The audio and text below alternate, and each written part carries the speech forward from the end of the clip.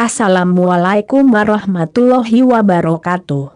Aku bersaksi bahwa tidak ada ilah yang berhak diibadahi dengan benar kecuali Allah semata, tidak ada sekutu baginya, dan aku bersaksi bahwa Muhammad sallallahu alaihi wasallam adalah hamba dan utusan Allah. Wahai orang-orang yang beriman, bertakwalah kepada Allah dengan sebenar-benar takwa dan janganlah kalian mati kecuali dalam keadaan muslim. Ma'asyiral muslimin rahimani wa rahimakumullah. Pada perjumpaan kali ini, akan kami sampaikan prinsip dasar agama Islam yang ke-13, yaitu al-wala wal bara. Al-wala wal bara. A. Definisi akidah al-wala dan al-bara. Al-wala dalam bahasa Arab mempunyai beberapa arti, antara lain, mencintai, menolong, mengikuti, mendekat kepada sesuatu. Dalam terminologi syariat Islam, al-wala berarti penyesuaian diri seorang hamba terhadap apa yang disukai dan diridai Allah berupa perkataan, perbuatan, kepercayaan dan orang. Jadi ciri utama wali Allah adalah mencintai apa yang dicintai Allah dan membenci apa yang dibenci Allah. Ia condong dan melakukan semua itu dengan penuh komitmen. Sedangkan kata al-bara dalam bahasa Arab mempunyai banyak arti, antara lain menjauhi, membersihkan diri, melepaskan diri dan memusuhi. Sebagaimana firman Allah, inilah pernyataan, pemutusan hubungan dari Allah dan Rasul-Nya kepada orang-orang musyrik yang kaum muslimin, mengadakan perjanjian dengan mereka. Al-Quran Surat At-Taubah 1. Maksudnya, membebaskan diri dengan peringatan tersebut.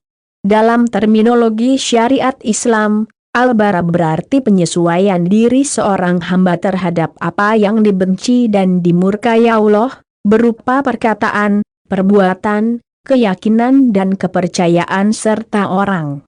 Jadi, ciri utama al-bara adalah membenci apa yang dibenci Allah secara terus-menerus dan penuh komitmen.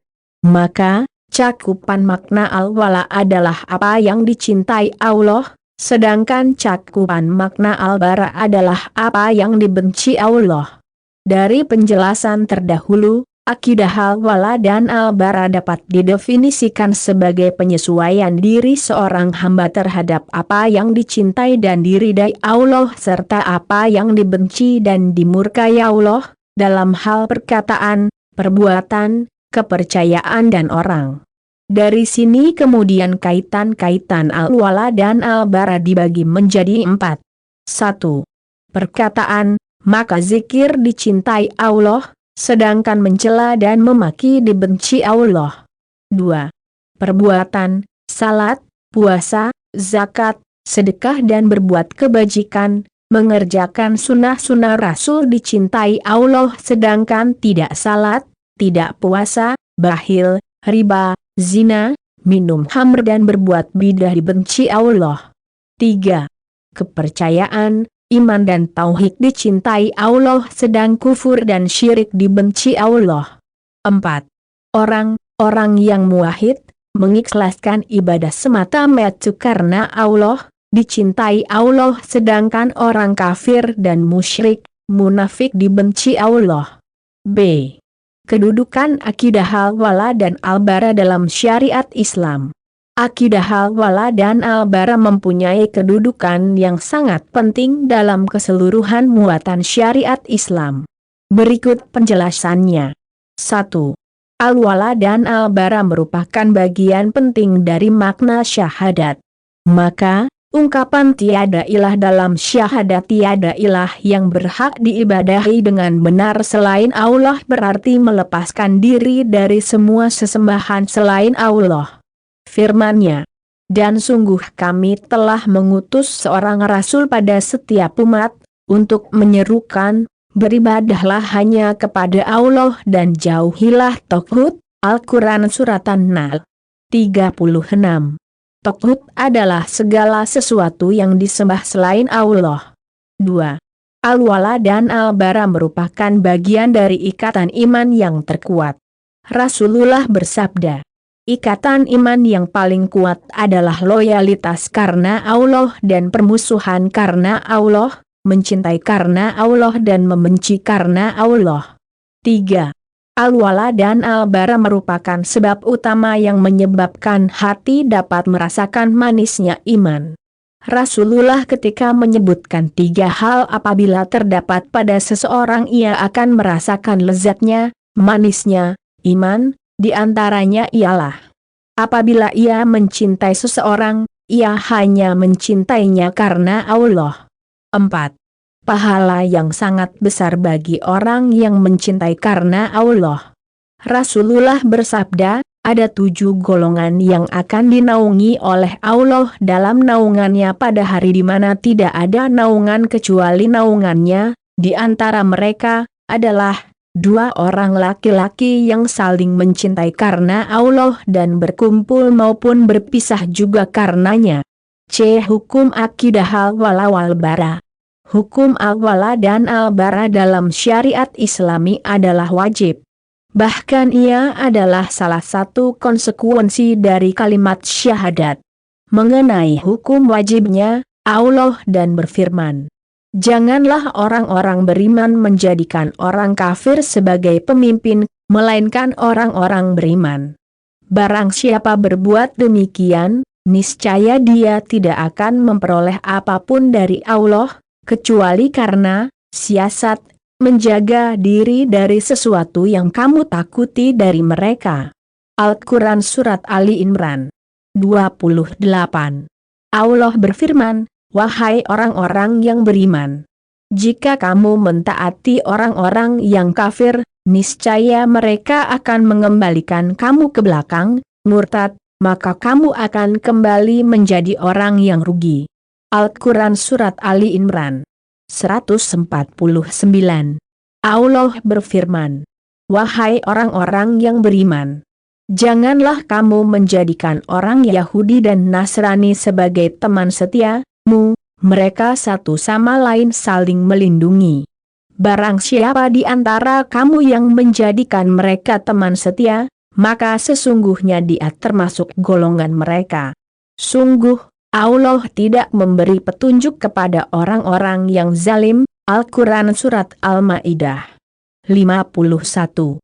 Allah berfirman, engkau, Muhammad sallallahu alaihi wasallam, tidak akan mendapatkan suatu kaum yang beriman kepada Allah dan hari akhirat, saling berkasih sayang dengan orang-orang yang menentang Allah dan Rasul-Nya, sekalipun orang-orang itu bapaknya, anaknya, saudaranya, atau keluarganya.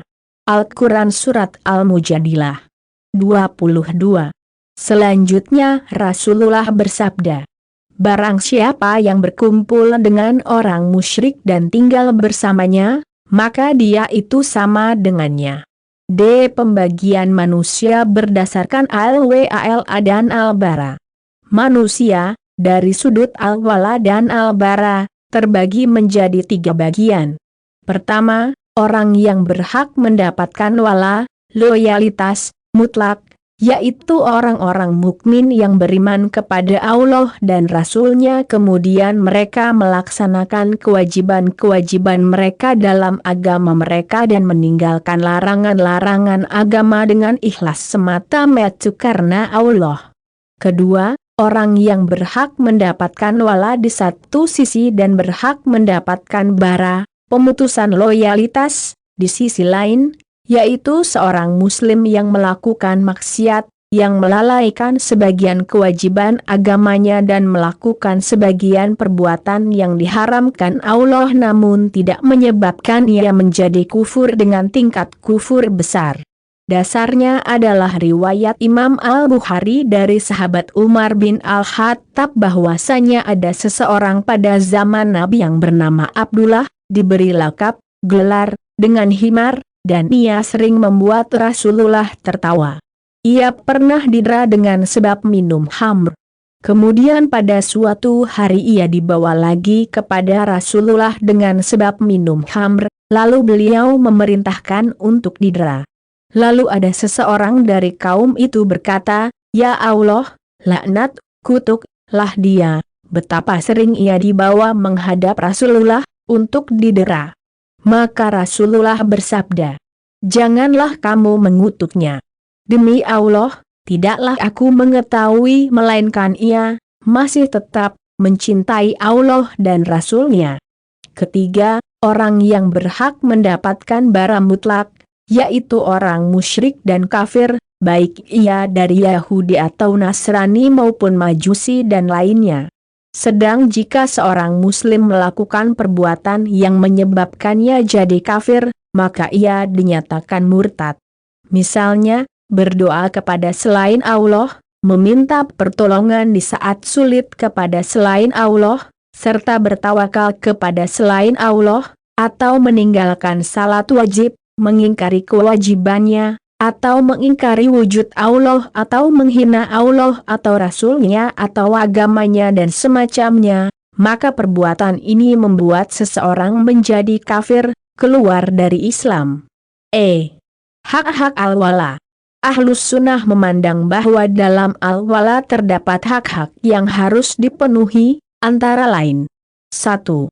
Hijrah, yaitu hijrah dari negeri kafir ke negeri Muslim, kecuali bagi orang yang lemah, atau tidak dapat berhijrah karena kondisi geografis dan politik kontemporer yang tidak memungkinkan. Allah berfirman, "Sesungguhnya orang-orang yang dicabut nyawanya oleh malaikat dalam keadaan menzalimi diri sendiri, mereka, para malaikat, bertanya, 'Bagaimana kamu ini?' Mereka menjawab, 'Kami orang-orang yang tertindas di bumi.' Maka mereka, para malaikat, bertanya, 'Bukankah bumi Allah itu luas, sehingga kamu dapat berhijrah, berpindah-pindah di bumi itu?' Maka orang-orang itu tempatnya di neraka Jahanam, dan Jahanam itu seburuk-buruk tempat kembali, kecuali mereka yang tertindas baik laki-laki atau perempuan dan anak-anak yang tidak berdaya dan tidak mengetahui jalan untuk hijrah, maka mereka itu, mudah-mudahan Allah memaafkannya. Dan adalah Allah Maha Pemaaf lagi Maha Pengampun."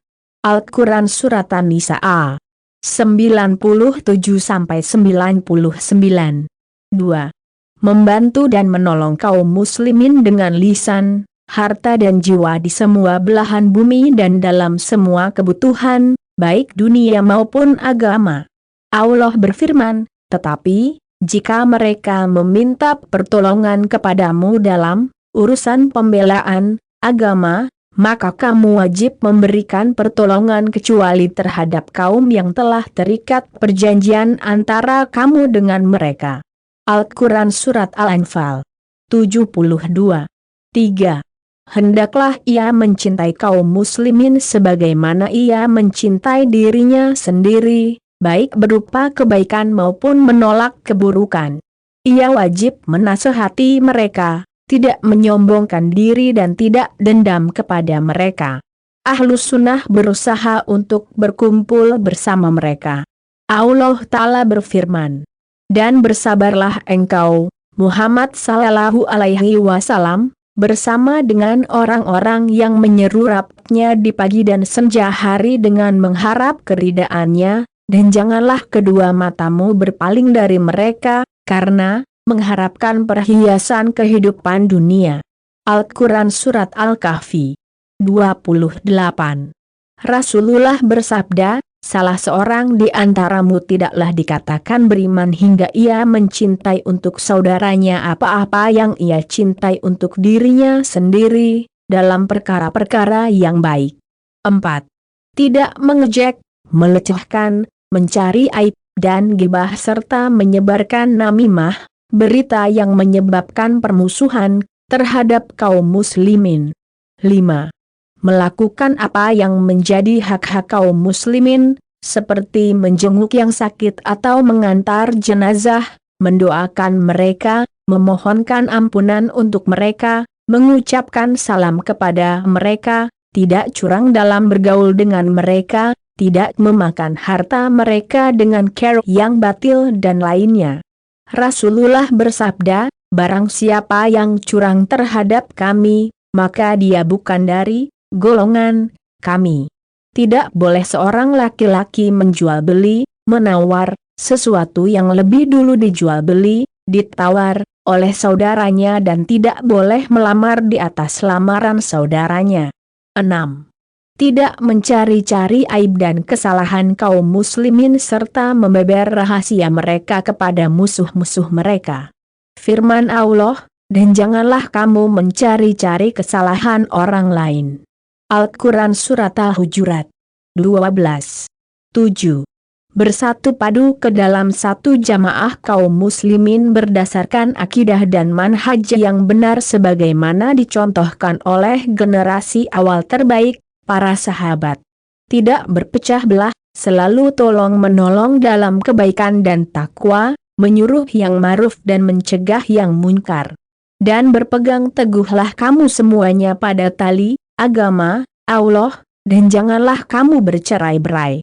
Al-Quran Surat Ali Imran 103. F. Hak-hak Al-Bara 196. Ahlus Sunnah memandang bahwa dalam Al-Bara, berlepas diri dari kekufuran, terdapat hak-hak yang harus dipenuhi, antara lain 1. Membenci syirik dan kufur beserta penganut-penganutnya dan senantiasa berlepas diri terhadap mereka. Sebagaimana firman Allah, dan ingatlah ketika Ibrahim berkata kepada ayahnya dan kaumnya, sesungguhnya aku berlepas diri dari apa yang kamu sembah, kecuali kamu menyembah Allah yang menciptakanku, karena sungguh Dia akan memberi petunjuk kepadaku. Al-Quran Surat Az-Zuhruf 26 dan 27. 2. Tidak menjadikan orang-orang kafir sebagai pemimpin. Allah berfirman, wahai orang-orang yang beriman, janganlah kamu menjadikan musuhku dan musuhmu sebagai teman-teman setia sehingga kamu sampaikan kepada mereka berita-berita Muhammad sallallahu alaihi wasallam, karena rasa kasih sayang. Al-Quran Surat Al-Mumtahanah 1. 3. Meninggalkan negeri-negeri kafir dan tidak bepergian ke sana kecuali untuk keperluan darurat dan dengan kesanggupan memperlihatkan syiar-syiar agama dan tanpa ada pertentangan. Rasulullah bersabda, aku melepaskan diri dari tanggung jawab terhadap setiap muslim yang bermukim, berdomisili, di tengah-tengah kaum musyrikin. 4. Tidak menyerupai orang-orang kafir pada apa yang telah menjadi ciri khas mereka dalam masalah dunia, seperti gaya makan dan minum, dan juga ciri khasnya yang berkaitan dengan agama. Berbedalah dengan orang-orang musyrik, peliharalah jenggotmu dan tipiskanlah kumismu. 5.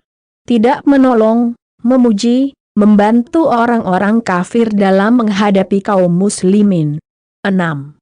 Tidak meminta bantuan dan pertolongan dari orang-orang kafir dan tidak menjadikan mereka sebagai sekutu-sekutu yang dipercaya menjaga rahasia dan melaksanakan pekerjaan-pekerjaan penting.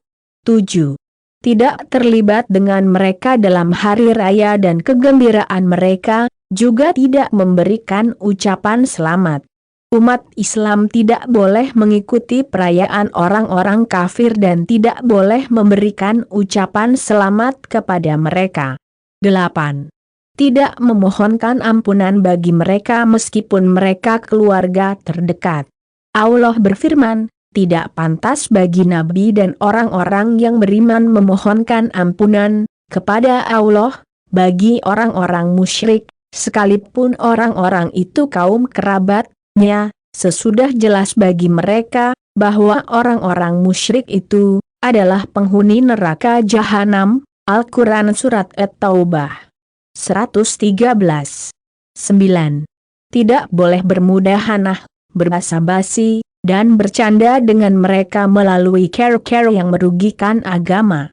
Allah juga berfirman, mereka menginginkan agar engkau bersikap lunak maka mereka bersikap lunak pula. Al-Quran Surat Al-Qalam 9. 10.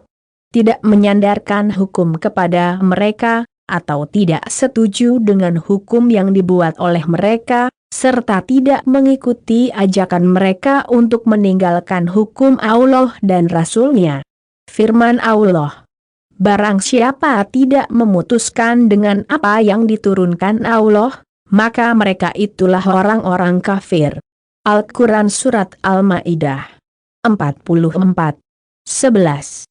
Tidak memulai mengucapkan salam kepada orang-orang Yahudi dan Nasrani. Rasulullah bersabda, janganlah kalian memulai mengucapkan salam kepada orang Yahudi dan Nasrani, apabila kalian berjumpa dengan salah seorang di antara mereka, maka desaklah ia ke tepi yang paling sempit. Apabila orang kafir memulai mengucapkan salam kepada kaum muslimin, maka jawablah dengan ucapan Wa'alaikum. Dari Anas bahwasanya sahabat Nabi bertanya kepada Nabi, sesungguhnya ahlul kitab, Yahudi dan Nasrani, mereka mengucapkan salam kepada kami. Bagaimanakah kami menjawab salam mereka? Nabi bersabda, ucapkanlah Wa'alaikum. G. Hukum bermuamalah dengan orang kafir. 1. Boleh melakukan transaksi dengan mereka dalam perdagangan, sewa menyewa dan jual beli barang selama alat tukar dan barangnya dibenarkan menurut syariat Islam. 2. Wakaf mereka dibolehkan selama itu pada hal-hal di mana wakaf terhadap kaum muslimin dibolehkan. Misalnya, derma terhadap fakir miskin, perbaikan jalan, derma terhadap ibnu sabil dan semacamnya. 3. Boleh memberi pinjaman dan atau meminjam dari mereka walaupun dengan cara menggadaikan barang. Sebab diriwayatkan bahwa Rasulullah meninggal dunia sedang baju perangnya digadaikan kepada seorang Yahudi dengan 30 sa gandum. 4. Haram mengizinkan mereka membangun rumah ibadah mereka di negeri Muslim. 5. Orang zimmi, non-Muslim yang berada di negeri Muslim, dan muahad, non-Muslim yang mempunyai perjanjian damai dengan negeri Muslim, tidak boleh diganggu selama mereka melaksanakan kewajiban mereka dan tetap mematuhi perjanjian. 6.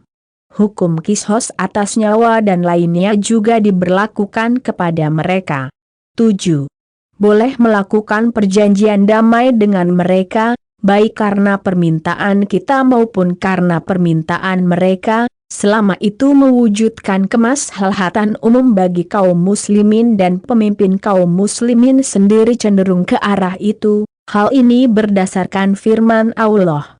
Tetapi jika mereka condong kepada perdamaian, maka terimalah. Al-Quran Surat Al-Anfal 61.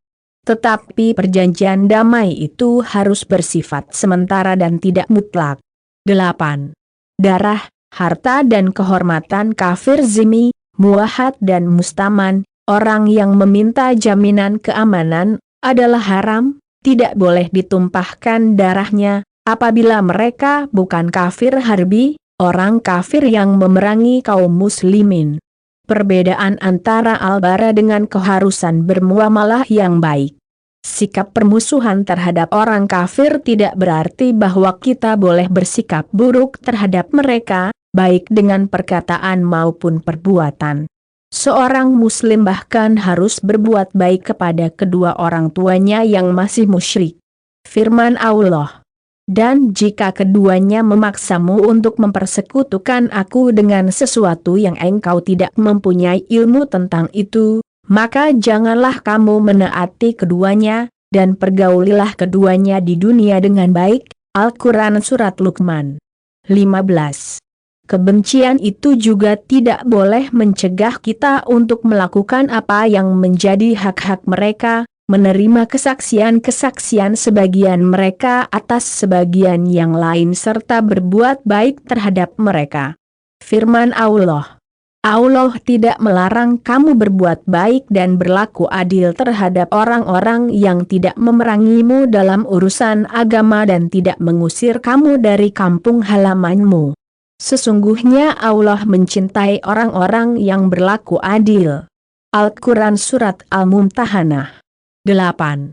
Hukum ini berlaku untuk orang kafir yang mempunyai perjanjian damai dan jaminan dari kaum muslimin dan tidak berlaku bagi orang kafir yang berstatus ahlul harb, orang kafir yang memerangi kaum muslimin.